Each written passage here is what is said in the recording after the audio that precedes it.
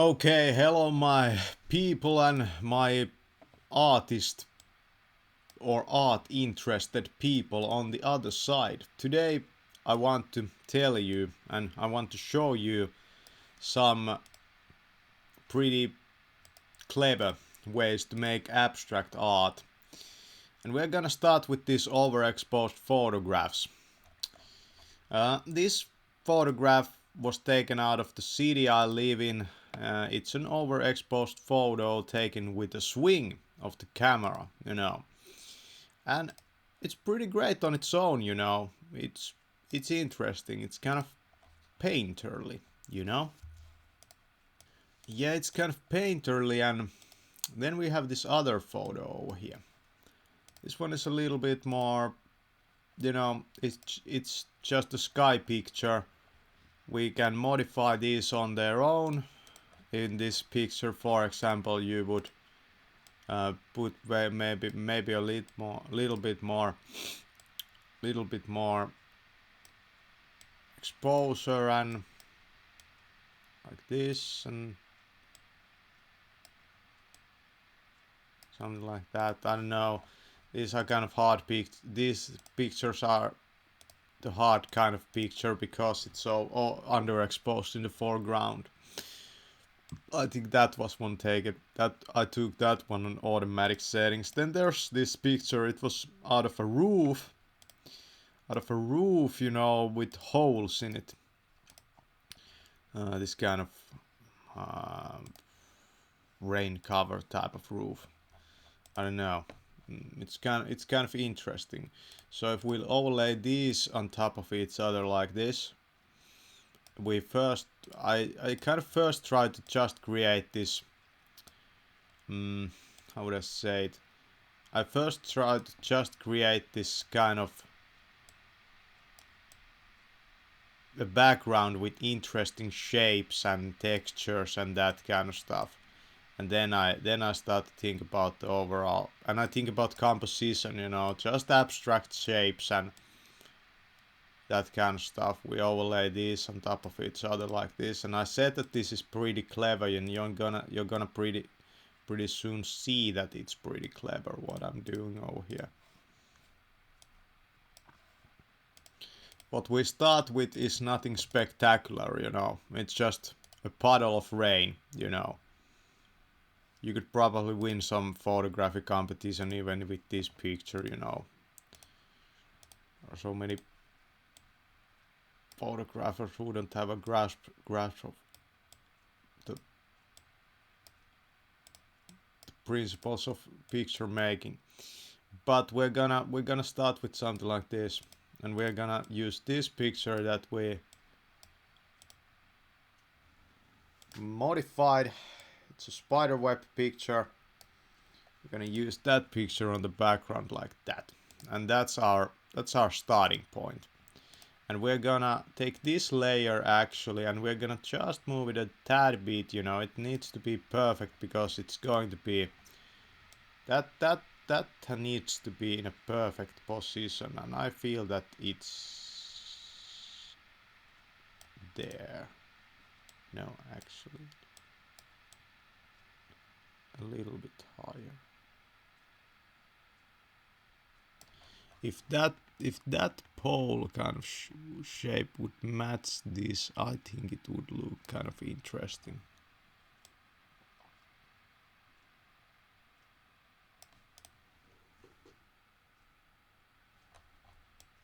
I just need to get it like really down the perfect spot.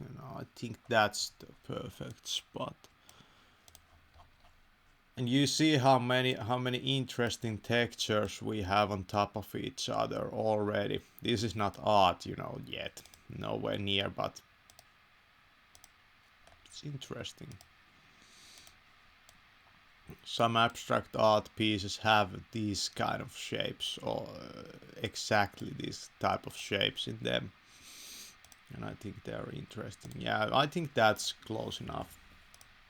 So now we have this photo over here. And let's let's try to make it interesting on its own. I don't know about the color, you know, it's kind of too, I like that. I like that. That's nice.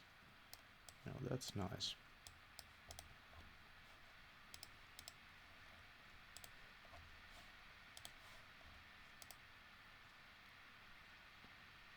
We can even take it to the, oh, that's pretty interesting also. It's pretty interesting also how to play around a lot with this picture, I feel.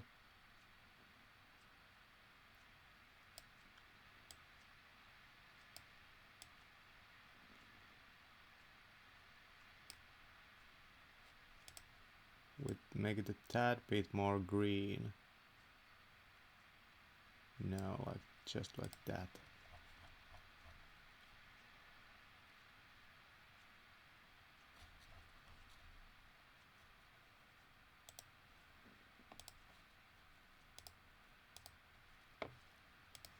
Yeah, I like that. I really dig that, you know. Let's make this layer a little bit more transparent and add this type of I don't know, leaves, you know, on the background.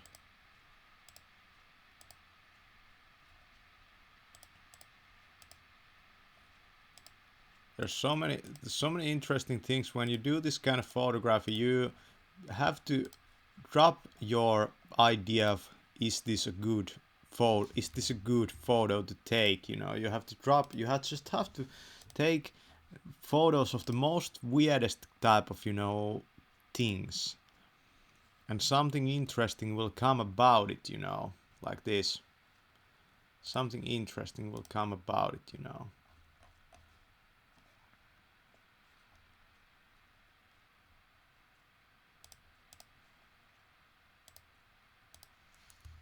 But let's go back. Let's look at this. It's interesting, but you see how this layer kind of unifies the whole picture.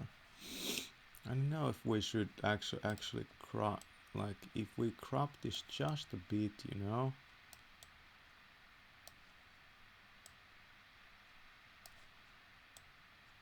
Like mainly probably from this side, you know.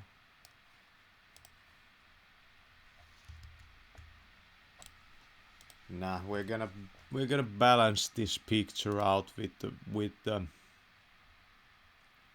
I feel that this texture over here is kind of still too, it's kind of too, how to showy, you know. It looks too much like just another photograph overlaid. There's no unity in it, you know. That's what we seek. Oh yeah, that's it. That's it.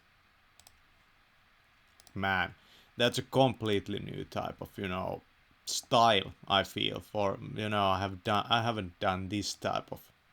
I think that one is ready. Of course, we are gonna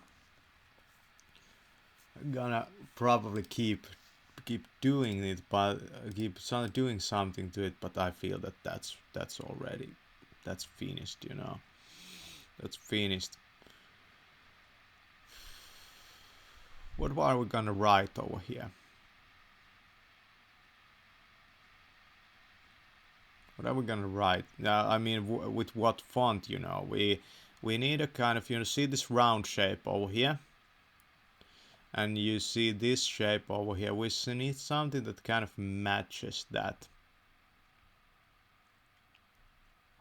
You see these fonts, there are kind of like angular and more rounded fonts, you know. You should do the signatures, and in general, you know, in graphic design, you should always make everything match to each other in some way. You have to have this kind of a mind, you know, that sees this, what's similar and what's different about this thing, you know. It's a great skill to learn. And we're gonna write over here, True the Detective.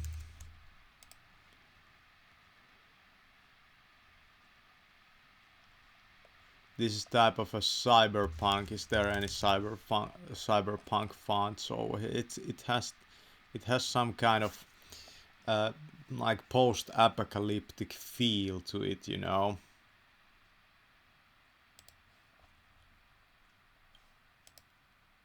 That's no good.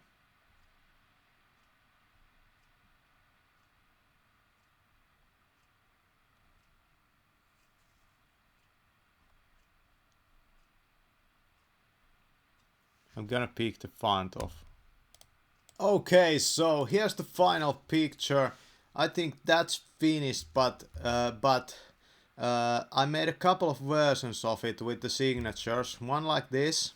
You can see the deep blue over here matches to about this color, and this color and this color match to here and here, you know. So there's this kind of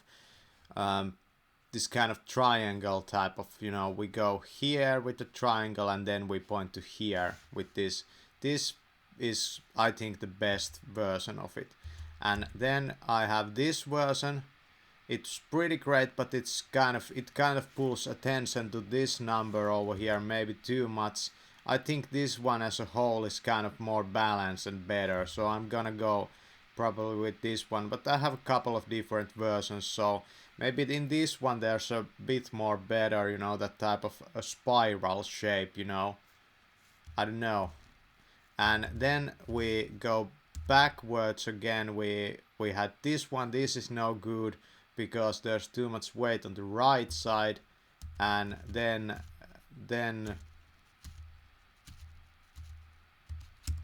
I have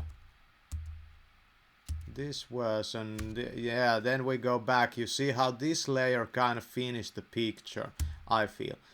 This one is too dark, you know, it doesn't feel unified, but this one feels, you know, natural and good, you know, because this reddish color that I actually took from a really dark forest with my RGB like filming light, it kind of makes it a whole. Then we go back, it's just a broken roof, you know, and a rainy day.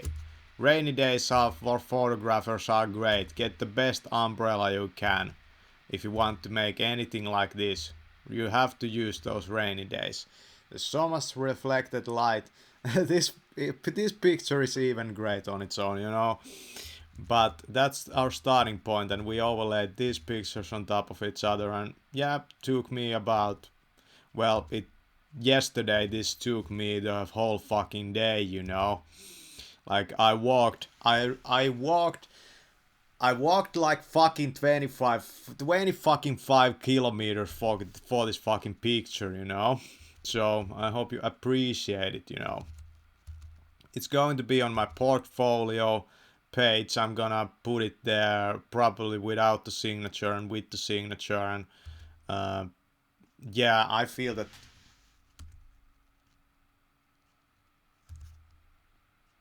Well, this might be actually better. I don't know. Yeah, but I'm happy. I'm happy with it. I'm happy with the composition of it. It feels kind of.